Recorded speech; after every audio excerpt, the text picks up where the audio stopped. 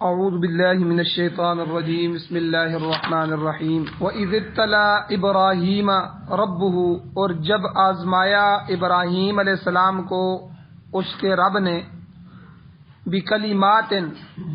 کئی باتوں میں، چند کلمات کے ساتھ، فَأَتَمَّهُنَّ، پس انہوں نے ان کو پورا کیا، وہ باتیں انہوں نے پوری کی۔ قال، تب اللہ نے فرمایا، انی جاعلک للناس اماما، میں آپ کو لوگوں کے لیے پیشوا بناؤں گا، امام بناؤں گا۔ قال، فوراً ابراہیم علیہ السلام نے دعا فرمائی، ومن ذریتی، اے اللہ میری اولاد کا کیا ہوگا، میری اولاد میں سے بھی فرمائیے۔ قال، اللہ نے فرمایا، لا ینال عہد الظالمین، ٹھیک ہے آپ کی اولاد کو بھی میں یہ عزتیں دوں گا، لیکن میرا یہ وعدہ نہیں پہنچے گا، لا ینالو نہیں پہنچے گا، عہدی میرا یہ وعدہ، الظالمین ظالموں کو، جو ان میں سے ظالم ہوں گے ان کے لیے یہ وعدہ نہیں۔ سورہ بقرہ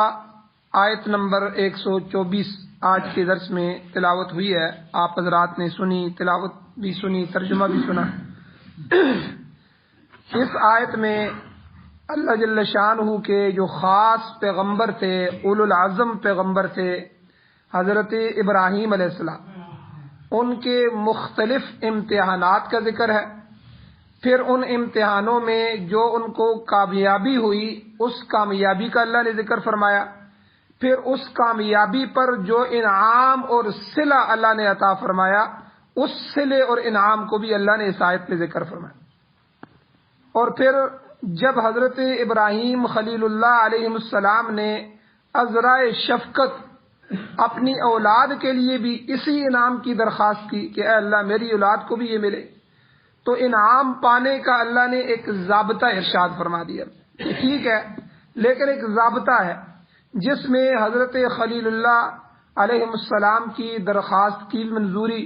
ہوئی، لیکن وہ مشروط صورت میں ہوئی، اس میں شرط لگا دی گئی کہ یہ انعام آپ کی ذریت کو بھی ملے گا، مگر جو لوگ ذریت میں، اولاد میں سے نافرمان ہوں گے اور ظالم ہوں گے، میرا یہ انعام وہ نہیں پا سکیں گے۔ اب یہاں ان آیات میں جو آپ نے ترجمہ، مفہوم، تشریح سنی، ان میں چند باتیں غور طلب ہیں۔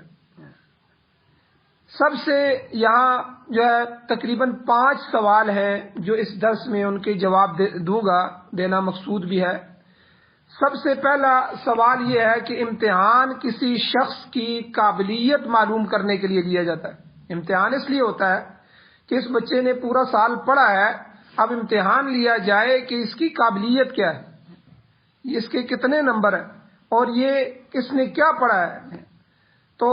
اللہ تو علیم ہے، اللہ تو خبیر ہے، اس کو تو خبر ہے ہر بات کی، وہ تو علم رکھنے والے ہیں۔ کسی بھی شخص کا کوئی حال یا کوئی کمال اس اللہ پر مخفی نہیں ہے، کسی شخص کی کوئی چیز، کوئی عیب یا کوئی صفت اس اللہ سے مخفی نہیں ہے۔ پھر اس امتحان کا مقصد کیا تھا؟ سوال سمجھ گئے؟ پہلا سوال کہ کسی شخص کی قابلیت معلوم کرنے کے لیے امتحان لیا جاتا ہے، اور اللہ علیم خبیر ہے، تو اللہ کو پہلے ہی حضرت ابراہیم علیہ السلام کے کمال اور ان کے حال کا پتہ تھا۔ پھر اس امتحان کا مقصد کیا تھا، امتحان کیوں لیا گیا؟ دوسرا سوال یہ کہ امتحان کس کس عنوان سے لیا گیا، کیا کیا چیز امتحان میں لی گئی، کیا سوال آئے پیپر میں۔ تیسرا سوال یہ ہے کہ کامیابی کس صورت کی تھی، کس نوعیت کی تھی۔ اور چوتھا سوال یہ کہ انعام کیا دیا گیا، جب کامیاب ہو گئے انعام کیا دیا گیا، اور اس انعام کی حیثیت کیا ہے۔ پانچواں سوال یہ ہے کہ اس انعام کے لیے آگے ذریت میں جو ضابطہ مقرر کیا گیا ہے اس کی وضاحت اور تفصیل کیا ہے۔ یہ 5 سوالات ہیں، ان کے جواب بالتفصیل جو ہیں، ترتیب کے ساتھ انشاءاللہ میں دوں گا کہ ان آیات کی تفسیر کے ساتھ ان کے سوالات کے جوابات بھی متعلق ہیں۔ اب پہلا سوال یہ کہ امتحان کا مقصد کیا تھا، کہ اللہ علیم الخبیر ہے، پھر بھی جو ہے اللہ امتحان لے رہے ہیں۔ اب یہاں ربہ کو جو لفظ ہے، ربہ، اس نے اس سوال کو حل کر دیا۔ اور اس میں اللہ نے یہ بتلا دیا کہ امتحان کے جو ممتحن ہیں، امتحان جو لینے والے ہیں، خود اللہ جل شانہ۔ یاد رکھیں کل بھی شاہ صاحب نے جمعہ میں یہ بیان فرمایا تھا کہ صحابہ کا امتحان اللہ نے لیا، اولئک الذین امتحن اللہ قلوبہم للتقوی، ان کے دلوں کا امتحان اللہ نے لیا۔ تو اس طرح انبیاء کا جو امتحان ہے، امتحان لینے کے لیے تو ممتحن بھی اعلیٰ ہونا چاہیے۔ تو یہاں ابراہیم علیہ السلام کا جو امتحان لیا وہ اللہ جل شانہ نے خود دیا۔ تو ربہ، یہاں جو اللہ کے اسماء حسنی ہیں، اللہ کے اسماء بہت سارے ہیں، ان میں سے اس جگہ جو ہے لفظ رب جو لایا گیا ہے، یہ لا کر شان ربوبیت کی طرف اشارہ کیا گیا، جس کے معنی یہ ہے کہ کسی چیز کو آہستہ آہستہ درجہ کمال تک پہنچانا۔ رب کا معنی یہ ہے اس کے وہ اپنی مخلوق کی ایسی تربیت کرتا ہے کہ ایک بچہ جو ابھی چھوٹا سا، ایک بلکہ چھوٹا سا بھی نہیں، پہلے نطفہ تھا، اس پر وہ کاریگری کرتا ہے اور ماں کے پیٹ میں جو ہے اس کو خون کا لوتھڑے میں تبدیل کر دیتا ہے، پھر اس لوتھڑے کے اندر جو ہے بوٹیاں بنتی ہیں، اس کے اندر ہڈیاں بنتی ہیں، اس کے اعضاء بنتے ہیں، پھر ایک سننے والا، دیکھنے والا ایک بچہ پیدا ہو جاتا ہے اور اس کا ہر عضو اپنا کام کرتا ہے، اور پھر وہ پیدا ہوتا ہے، پھر اللہ اس کی بتدریج جو ہے پرورش فرماتے ہیں۔ ہر لمحہ اس کے جو ہے اس کے لیے فرشتوں کو مقرر کیا ہے جو اس کے ساتھ لگ جاتے ہیں اور جو ہے اس کی ہر چیز کی نگرانی اللہ کرتے ہیں، اور حتیٰ کہ جو ہے وہ بچہ بڑا ہونا شروع ہو جاتا ہے، آہستہ آہستہ وہ کڑیل جوان بن جاتا ہے، پھر اللہ اس کو بڑھاپے کی طرف لوٹا دیتے ہیں۔ تو یہ اسی طرح اللہ پوری نگرانی کرتے ہیں، پوری تربیت کرتے ہیں۔ یہ معنی ہے رب کا۔ اب مطلب یہ ہوا کہ ابراہیم علیہ السلام کا یہ جو ابتلا تھا، یہ جو امتحان تھا، یہ کسی جرم کی پاداش میں نہیں تھا کہ انہوں نے کوئی جرم کیا تھا، یا نامعلوم قابلیت کا علم حاصل کرنے کے لیے نہیں تھا کہ پہلے یہ اللہ کو ان کی قابلیت معلوم نہیں تھی، یہ بات نہیں تھی، بلکہ شان تربیت اور شان ربوبیت اس کا منشا تھا کہ جو اللہ نے ان کی تربیت کی تھی اور جو ان کی اللہ نے ربوبیت کا جو اظہار کیا تھا، اور اس وجہ سے ان آزمائشوں سے جو ہے اپنے خلیل کو جو ہے گزارا اور تربیت کر کے اس کے درجات اور جو مقامات اللہ نے ان کے لیے رکھے تھے ان تک پہنچانا مقصود تھا، جو ہے اس لیے اللہ نے ان کا امتحان لیا۔ پھر علماء دوسرا نقطہ یہاں لکھتے ہیں کہ عربی کے اندر جو ہے فعل، فاعل اور پھر مفعول ہوتا ہے، تو یہاں اللہ نے فعل اور مفعول لا کے فاعل آخر میں نہ، وَإِذِ ابْتَلَىٰ إِبْرَاهِيمَ رَبُّهُ، کہ جب آزمائش کی، امتحان لیا ابراہیم کا، ربہ ان کے رب نے، ہونا یہ چاہیے تھا وَإِذِ ابْتَلَىٰ رَبُّهُ إِبْرَاهِيمَ، کہ ان کے رب نے جب آزمایا ابراہیم کو، یہ مفعول آخر میں آتا ہے عربی میں، تو اللہ نے جب پہلے لایا تو اس سے بھی ان کی جلالت شان کو نمایاں کرنا تھا، اس لیے اللہ نے اس عنوان سے جو ہے اس آیت کو لایا۔ یہ بھی قرآن کی ایک بلاغت ہے، قرآن بلیغ بھی ہے، فصیح ہے، کہ اللہ نے اس کے ایک ایک چیز کے اندر، ایک ایک جملے کے اندر بہت سے نکات لکھے۔ تو اب یہاں اس کی علماء مثال دیتے ہیں کہ کئی دفعہ استاد کو شاگرد کی قابلیت پتہ ہوتی ہے، استاد کو پتہ ہوتا ہے یہ میرا قابل شاگرد ہے، اس سے مخفی نہیں ہوتا، لیکن وہ صرف لوگوں پر ظاہر کرنے کے لیے، اس کی قابلیت دکھلانے کے لیے شاگرد کو لوگوں کے سامنے لا کر اس سے امتحان لیتا ہے۔ اچھا بھائی یہ بتاؤ، مشکل سوال کرتا ہے، ٹھیک ہے، وجہ کیا ہوتی ہے کہ اس کی قابلیت لوگوں کے سامنے آئی۔ تو یہاں بھی اللہ جل شانہ نے جو حضرت ابراہیم علیہ السلام کو جو امتحان لیا، اللہ پہلے ہی جاننے والے ہیں، اللہ علیم الخبیر ہیں، اللہ کو پتا تھا یہ میرا خلیل ہے، یہ میرا ابراہیم تھا، لیکن اللہ نے لوگوں کے مجلس میں، حالات کے اندر، لوگوں کے سامنے وہ آزمائشیں کیوں کی، وہ امتحان حضرت ابراہیم علیہ السلام پر کیوں ڈالے، تاکہ لوگوں کو پتا چل جائے میرا خلیل کیسا ہے، میں نے اپنے خلیل کی کیسی تربیت فرمائی۔ یہاں پہلا سوال کہ اللہ نے امتحان کیوں لیا، اللہ تو علیم الخبیر ہے۔ دوسرا سوال یہ ہے کہ امتحان کس عنوان سے لیا گیا، عنوان کیا تھا؟ اس کے متعلق قرآن شریف میں تو صرف اللہ نے ایک لفظ لایا ہے، کلمات، اِذ ابتلیٰ ابراہیم ربہ بکلمات،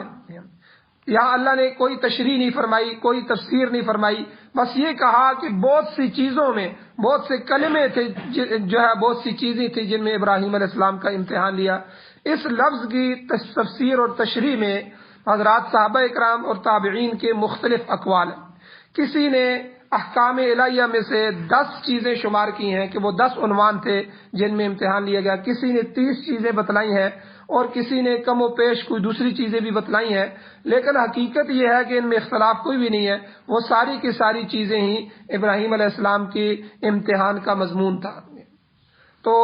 ائمہ تفسیر ابن جریر اور ابن کثیر رحمۃ اللہ علیہ کی یہی رائے ہے کہ وہ سارے کا سارا مضمون جو ہے وہ ان کا امتحان تھا۔ اب یہی مضامین جو امتحان تھے جن کی تفصیل آگے آ رہی ہے، یہ کوئی مدارس کے امتحان کی طرح نہیں تھے یا کوئی یونیورسٹی کے امتحان کی طرح نہیں تھے کہ فنی مسائل یا تحقیقات ہوں، بلکہ اخلاقی قدروں کا امتحان لیا گیا، عملی ثابت قدمی کی جانچ پڑتال کی گئی کہ ان کے اخلاق کتنے اعلیٰ ہو چکے ہیں، اور عملی طور پر اگر کوئی میں رب ان کو حکم دوں تو ان کی ثابت قدمی کتنی ہے، کہ اس سے معلوم ہوا کہ بارگاہ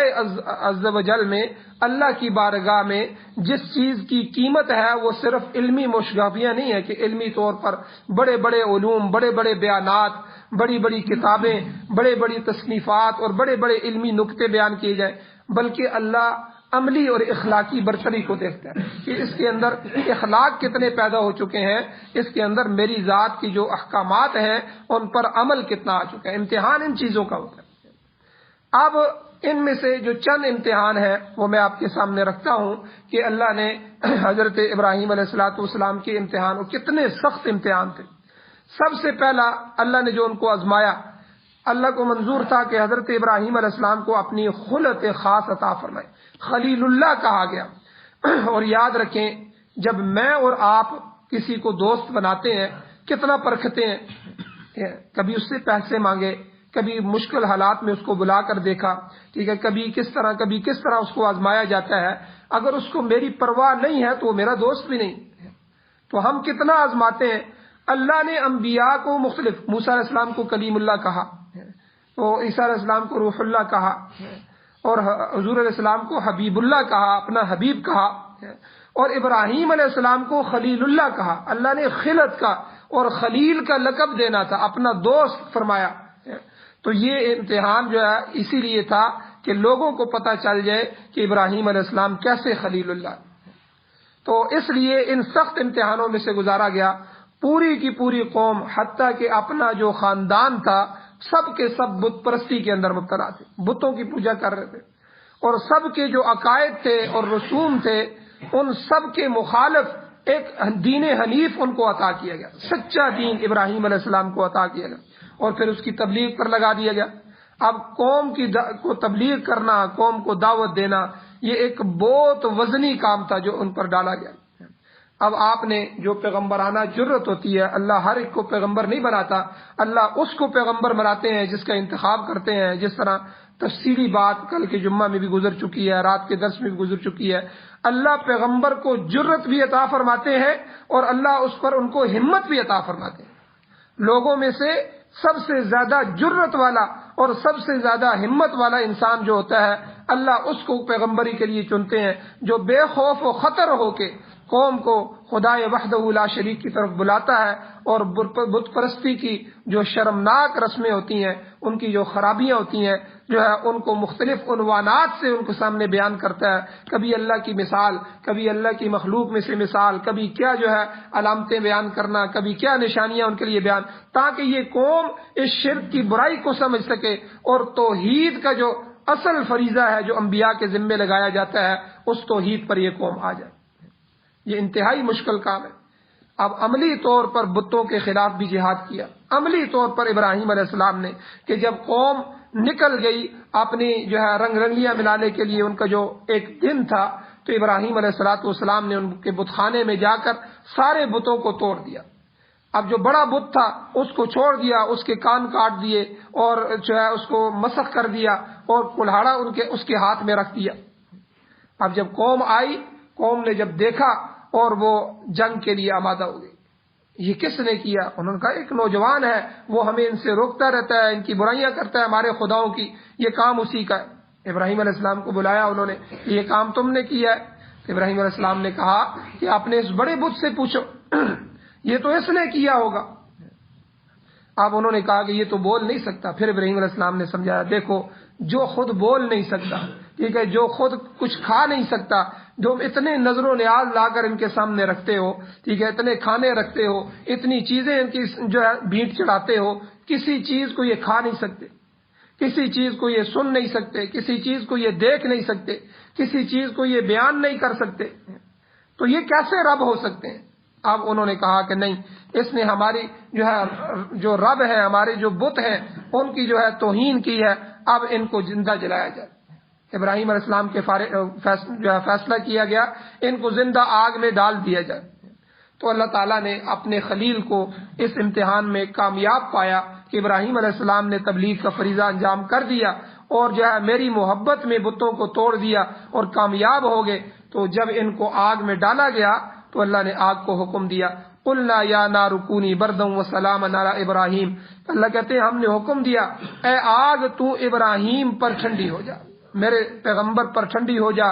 اور وسلاما علی ابراہیم، خالی ٹھنڈی نہ ہو، سلامتی والی بن جا۔ اب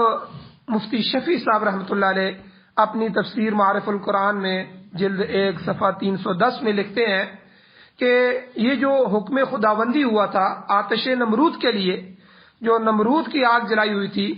یہ اس کے الفاظ عام تھے، اللہ نے خاص اس آگ کو مخاطب کر کے نہیں کہا، اللہ نے عام الفاظ استعمال کر کے کہا۔ تو اس لیے پوری دنیا میں جہاں کہیں بھی آگ جل رہی تھی، آگ موجود تھی، اس کے حکم خداوندی کی وجہ سے ہر آگ ٹھنڈی ہو گئی، جتنی آگیں تھیں وہ ساری کی ساری ٹھنڈی ہو گئی، اور نار نمرود جو تھی وہ بھی اس زمرے میں آ کے ٹھنڈی ہو گئی۔ اب قرآن میں لفظ بردن ہے اور بردن کے ساتھ سلامن، 2 لفظ اللہ نے اس آگ کے لیے فرمائے کہ ٹھنڈی ہو جا اور سلامتی والی ہو جا۔ اب کسی چیز کی ٹھنڈک جو ہے وہ اعتدال کی حد سے بڑھ جائے تو وہ بھی برف کی طرح نقصان دہ، تکلیف دہ ہوتی ہے۔ برف بھی اوپر رکھ دی جائے تو برف بھی تکلیف دہ ہوتی ہے، بلکہ کئی دفعہ ہلاک کر دیتی ہے، مہلک ہوتی ہے۔ تو اگر لفظ سلامن اللہ ارشاد نہ فرماتے تو ممکن تھا آگ برف کی طرح ایسی ٹھنڈی ہو جاتی جو اطمینان کی بجائے خود ایک عذاب بن جاتی۔ تو اسی لیے سردیوں میں جو اے سی ہوتا ہے، اے سی لگایا جائے یہ بھی نقصان دہ ہے، گرمیوں میں ہیٹر نقصان دہ ہے، بلکہ سردیوں کے اندر ہیٹر کو اعتدال سے زیادہ کیا جائے تو گھبراہٹ محسوس ہونے لگتی ہے، سانس بند ہونے لگتا ہے زیادہ گرمی ہو جائے، اور گرمیوں کے اندر اے سی فائدہ ہے، لیکن اعتدال سے بڑھ جائے تو وہ نقصان ہو جاتا ہے، انسان اس میں بھی ٹھنڈک محسوس کرتا ہے۔ اس لیے ہر چیز اعتدال میں، تو اللہ نے آگ کو حکم دیا اعتدال پہ آ جا، نہ اتنی ٹھنڈی ہو نہ اتنی گرم، تو اپنی رہ۔ تو اس لیے یہاں جو ہے اللہ نے، اس لیے حضور علیہ السلام نے فرمایا اور قرآن مجید میں موجود ہے کہ جہنم میں جہاں جہنمیوں کو عذاب دیا جائے گا آگ کا، تو وہاں ایک طبقہ عذاب زمہریرہ بھی ہوگا۔ زمہریرہ قرآن نے اس کو کہا کہ وہاں ٹھنڈک کا عذاب ہوگا، برف ہی برف ہوگی، اتنی برف ہوگی کہ آج میں ایک ویڈیو دیکھ رہا تھا کہ اس میں ہمارے اس دنیا کے اندر -50 ڈگری سردی، -50 ڈگری بھی ایسے علاقوں میں ہوئی ہے، وہاں جانور بیٹھے ہوئے ہیں تو وہاں ہی جم گئے، جانور جم گئے، جمے ہوئے انہوں نے دکھلائے، تو جنگلی جانور تھے وہاں ہی جم گئے۔ تو اتنی سردی، وہ پانی اوپر پھینکتے ہیں تو پانی نیچے آنے تک برف بن جاتا ہے فضا کے اندر ہی، -50 ڈگری۔ تو یعنی جہنم میں تو منفی ہو سکتا ہے کتنے لاکھ ڈگری ہو۔ تو ایسی جگہ جہنم میں بھی ہے جس کو زمہریرہ کہا گیا ہے، تو وہ جہنم میں ٹھنڈک کا عذاب بھی دیا جائے گا اور اس مخصوص جو ہے جگہ پہ مخصوص لوگوں کو بھی رکھا جائے گا۔ تو اسی طرح جو ہے یہاں اللہ نے پہلا امتحان حضرت ابراہیم علیہ السلام کا یہ لیا کہ اللہ نے اس آگ میں سے ان کو کامیاب گزار دیا۔ اسی طرح جب اس امتحان سے فارغ ہوئے، دوسرا امتحان لیا گیا، وہ اس سے بھی بڑا امتحان تھا کہ اپنا اصلی وطن چھڑوایا گیا۔ جہاں ابراہیم علیہ السلام رہ رہے تھے ان کو کہا گیا کہ یہاں سے آپ شام کی طرف ہجرت کریں، نکل جائیں، یہاں سے آپ جائیں، اور ہمارا حکم ہے۔ حضرت ابراہیم علیہ السلام نے رضائے خداوندی کی تڑپ میں قوم، وطن، اس کو خیرباد کہہ دیا اور وہاں سے نکلے، اور ما اہل و عیال جو ہے اپنے بیوی بچوں کے ہجرت کر کے شام کی طرف چلے گئے۔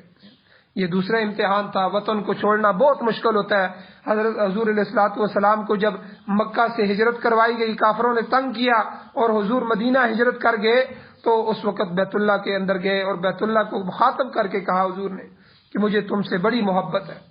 لیکن یہ قوم مجھے یہاں رہنے نہیں دیتی اور انہوں نے مجھے مجبور کیا ہے، میں ہجرت کر کے جا رہا ہوں۔ اور پھر حضور علیہ الصلوۃ والسلام نے اسی محبت میں دوبارہ انہی پر حملہ کیا اور یہاں فتح مکہ ہوا، اور مکہ کو اللہ کے نبی نے دوبارہ فتح فرمایا۔ تو اس لیے قوم اور وطن کی محبت بھی ہوتی ہے۔ تو اللہ کی رضا کے لیے اللہ کے حکم پر حضرت ابراہیم علیہ السلام کا جب امتحان لیا گیا، وطن اور قوم کو چھڑوایا گیا، تو ایک لمحے کی بھی تاخیر نہیں کی، فوراً وطن کو چھوڑا، قوم کو چھوڑا اور شام کی طرف ہجرت کر گئے۔ تیسرا امتحان، اب قوم بھی چھوڑ دی، وطن بھی چھوڑ دیا، ملک بھی چھوڑ دیا، شام کے اندر جا کے قیام کر لیا۔ اب حکم ہوا اپنی بیوی اماں ہاجرہ رضی اللہ تعالی عنہ اور ان کا جو شیر خوار بچہ تھا، ابھی دودھ پی رہا ہے بچہ، حضرت اسماعیل علیہ السلام، ان کو ساتھ لیں، یہاں سے بھی کوچ کریں۔ حدیث میں آتا ہے جبرائیل امین آئے اور دونوں کو ساتھ لے کر چلے۔ اب بتایا نہیں کہ آپ نے کہاں جانا ہے۔ راستے میں جہاں کوئی بھی سرسبز جگہ آتی، سبزہ آ جاتا، تو حضرت خلیل فرماتے، ابراہیم علیہ السلام فرماتے اچھا یہاں ٹھہرا دیا جائے۔ جبرائیل کہتے کہ نہیں، یہاں حکم نہیں ہے، ہم نے آگے جانا ہے، ہماری منزل آگے ہے۔ پھر آخر وہ جب خشک پہاڑ آئے، گرم ریگستان آ گیا، جہاں اللہ نے آگے جا کے کسی وقت بیت اللہ کو تعمیر کرنا تھا، جہاں اللہ نے شہر مکہ کی جو بستی تھی وہ بسانا اللہ نے مقدر کیا ہوا تھا، جب وہاں پہنچے تو اس ریگستان میں آپ کو اتار دیا گیا۔ کہا جبرائیل علیہ السلام نے کہ اللہ نے اس جگہ کا حکم دیا ہے۔ اللہ کے خلیل جو ہے اپنے پروردگار کی محبت میں مسرور تھے، مگن تھے، اسی چٹیل میدان میں، اور بے آب و گیا جو ہے، نہ پانی کچھ بھی نہیں تھا اس جنگل میں، جو ہے بیوی کو لے کر وہاں ٹھہر جاتے ہیں۔ لیکن امتحان یہاں ختم نہیں ہوا، بلکہ فرمایا ابراہیم آپ کو حکم یہ ہے کہ بیوی بچے کو یہاں چھوڑیں، آپ یہاں سے پھر ملک شام جائیں، آپ نے ان کو اکیلے چھوڑنا ہے۔ آپ اندازہ لگائیں، ذرا تصور کریں،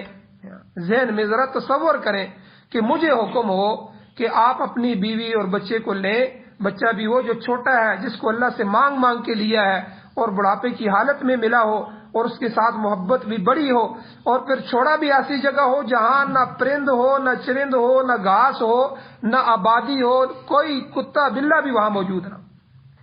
جانور تو وہاں ہوتے ہیں جہاں پانی ہوگا، آبادیاں وہاں ہوتی ہیں جہاں پانی ہوگا، پانی بنیادی ضرورت ہے، وہاں پانی تھا ہی نہیں، اس لیے قافلے بھی وہاں نہیں ٹھہرتے تھے۔ اب یہ اتنا بڑا امتحان کہ آپ اپنی بیوی کو، اپنے بچے کو یہاں چھوڑ کے آپ یہاں سے نکل جائیں۔ اب ابراہیم علیہ الصلوۃ والسلام نے جب اللہ کا حکم پایا، فوراً اٹھ کھڑے ہوئے، فوراً ایک لمحے میں، اور شام کی طرف روانہ ہو گئے۔ اب اتنی تاخیر بھی گوارا نہیں کی کہ بیوی کو اطلاع ہی دے دوں، بیوی کو بتا دوں کہ اللہ کا یہ حکم ہے میں جا رہا ہوں، نہیں، جو ہی وہی آئی، جو ہی جبرائیل امین آئے اور فوراً اٹھے اور شام کی طرف چل پڑے۔ اب اماں ہاجرہ پیچھے دوڑتی ہوئی آئیں، انہوں نے دیکھا، پکارا کہ کہا کہ بھئی آپ کدھر جا رہے ہیں، یہ لک و دک میدان ہے، اس میں چھوڑ کے ہمیں آپ جا رہے ہیں؟ تو وہ جواب نہیں دے رہے، ابراہیم علیہ السلام نے جواب نہیں دیا۔ اب انہوں نے پھر جو ہے پیچھے سے آواز دی، پھر جواب نہیں دیا۔ تیسری مرتبہ، وہ بھی اللہ کی بندیاں تھیں اور خلیل اللہ کی بیوی تھیں، وہ سمجھ گئیں کہ اللہ کا حکم ہوگا، انہوں نے پکار کے کہا کہ کیا اللہ نے آپ کو حکم دیا؟ تو ابراہیم علیہ السلام نے کہا کہ ہاں یہ اللہ کا حکم ہے اور حکم خداوندی ہے۔ پھر وہ مطمئن ہو گئی کہ جب اللہ نے آپ کو حکم دیا ہے تو انشاءاللہ وہ اللہ ہمیں ضائع نہیں کرے گا۔ اب حضرت ہاجرہ اپنے شیر خوار بچے کے ساتھ اس ایک لک و دک جنگل کے اندر وقت گزارنے لگتی ہیں۔ اب پیاس ہے، پانی کوئی نہیں ہے، پیاس کی شدت بڑھتی ہے، اب پانی کی تلاش میں مجبور ہو جاتی ہیں۔ اب بچہ جو تھا، یہ صفا اور مروہ کی پہاڑی جہاں آج حاجی حضرات جاتے ہیں عمرہ، اس کے درمیان جگہ سیدھی جگہ تھی، وہاں بچہ حضرت اسماعیل علیہ السلام کو لٹایا اور ایک صفا کے اوپر چڑھ گئی، پھر نیچے اترتی، بچے کو دیکھوں کوئی تکلیف تو نہیں ہے، پھر وہ بچہ چیخ رہا ہے، پانی مانگ رہا ہے، اب پھر مروہ کے اوپر چڑھتی ہیں۔ اس طرح انہوں نے 7 چکر لگائے، صفا اور مروہ کے 7 مرتبہ ان کی دوڑ دھوپ کے بعد واپس نا امید ہو کر لوٹ آئی ہیں۔ اب یہ 7 چکر اللہ کو اپنی اس بندی کے اتنے پسند آئے کہ قیامت تک آنے والی نسلوں کے لیے احکام حج میں ان کو ضروری قرار دیا، ان کے بغیر حج ہوتا ہی نہیں ہے۔ اب دیکھیں کہ کتنی محبت کے ساتھ انہوں نے یہ اللہ کی محبت میں یہ ساری تکلیفیں برداشت کی۔ اب حضرت ہاجرہ اب جب دوڑ دھوپ ختم ہو گئی، مایوس ہو گئیں، وہاں بیٹھ گئیں، اب رحمت خداوندی نازل ہوئی، جبرائیل امین آتے ہیں اور اس خشک ریگستان میں جو ہے وہاں ان بچے کے پاؤں کے نیچے پر مارتے ہیں اور وہاں سے ایک چشمہ نکل جاتا ہے جہاں سے پانی پھوٹتا ہے، جس کا نام آج زمزم ہے، زمزم کا پانی، اور وہ بہہ رہا ہے اور جو ہے وہ رکتا نہیں ہے۔ تو انہوں نے آج ارد گرد منڈیر بنا دی، اب منڈیر سے بھی نکل رہا ہے، تو ان کو جو ہے زمزم کہا اما ہاجرہ نے۔ تو زمزم کا مطلب یہ ہوتا ہے رک جا، ٹھہر جا۔ تو حضور علیہ الصلوۃ والسلام کی حدیث ہے، حضور نے فرمایا اگر وہ یہ نہ کہتی تو یہ پانی اتنا مبارک پانی ہے، یہ پوری دنیا میں جاتا۔ تو بہرحال انہوں نے پلانا تھا، وہاں اس کو ٹھہرا دیا۔ اب جب چشمہ آیا، پانی کو دیکھ کر جو ہے جانور آئے، پرندے آئے، کیونکہ پرانے زمانے میں قافلے ہوتے تھے، تو قافلے جہاں سے گزرتے تھے تو وہ جہاں پرندوں سے جو ہے جس طرح سورج کو دیکھ کر وقت کا اندازہ لگاتے تھے، ہر چیز گھڑیاں شڑیاں نہیں تھی، اسی طرح پرندوں سے دیکھ کر اندازہ لگاتے تھے کہ یہاں کوئی جو ہے پانی کی جگہ ہے، وہاں پرندہ وہیں ہوتا ہے جہاں پانی ہو۔ اب جب وہاں دور سے قافلے گزرے، انہوں نے دیکھا کہ بھئی یہاں پرندے کو، وہ حیران بھی ہوئے کہ ہم پہلے سے بھی یہاں آگے گزرتے رہے ہیں لیکن یہاں پرندے نہیں تھے۔ پھر وہاں جا کے دیکھا، وہاں جو ہے اما ہاجرہ ہے، حضرت اسماعیل علیہ السلام ہے، تو وہاں جو ہے قافلے ٹھہرنے لگے۔ پھر آہستہ آہستہ وہاں اللہ نے آج جو مکہ ہم دیکھ رہے ہیں، پھر اللہ نے اس مکہ کو وہاں آباد فرمایا، پھر وہ لوگ ہوئے۔ اب لیکن یہاں امتحان دیکھیں، ایک نومولود بچہ ہے، ٹھیک ہے، جس کو ہم اسماعیل علیہ السلام کہتے ہیں، اور وہاں وہ نشو و نما پاتے ہیں، اور جب جو ہے وہاں ان کا امتحان لیا جاتا ہے، وہاں ان کو چھوڑ دیا جاتا ہے۔ آگے تیسرا امتحان جو ہے وہ ان کی ذبح کرنے کا تھا، انشاءاللہ کل کے درس میں بیان کیا جائے گا، اور اس کے علاوہ جو دوسرے سوالات میں نے اٹھائے ہیں ان کے بھی جوابات دیے جائیں گے۔ اللہ جل شانہ سے دعا ہے اللہ عمل کی توفیق عطا فرمائے، آمین۔ الحمدللہ رب العالمین، والعاقبۃ للمتقین، والصلاۃ والسلام علی رسولہ النبی الامی الکریم۔ اللهم ربنا آتنا في الدنيا حسنة وفي الآخرة حسنة وقنا عذاب النار يا حي يا قيوم برحمتك استغيث رب اغفر وارحم وانت خير الراحمين۔ یا اللہ ہماری کمیوں کو تائیوں کو معاف فرمائیے، یا اللہ درگزر فرمائیے، یا اللہ صغیرہ کبیرہ گناہوں کو معاف فرمائیے، یا اللہ جب تک زندگی ہو عزت والی، وقار والی، خیر والی، ایمان والی، فرمانبرداری والی زندگی نصیب فرمائیے۔ یا اللہ اپنے غضب سے، اپنی نافرمانیوں سے ہمیں محفوظ فرمائیے، اپنے غصے اور اپنے انتقام سے ہمیں محفوظ فرمائیے۔ یا اللہ جب موت آئے تو سعادت والی، شہادت والی، ایمان والی، کلمے والی موت نصیب فرمائیے۔ یا اللہ قرآن و سنت سے محبت نصیب فرمائیے، یا اللہ قرآن و سنت کا غلبہ نصیب فرمائیے۔ یا اللہ دنیا کے سارے باطل نظاموں کو ختم فرمائیے، یا اللہ اپنے اس مبارک نظام کو پوری دنیا میں غالب فرمائیے۔ یا اللہ قرآن و سنت کو بطور آئین، بطور دستور نصیب فرمائیے۔ صلی اللہ تعالی علی خیر خلقہ محمد وآلہ وصحبہ اجمعین برحمتک۔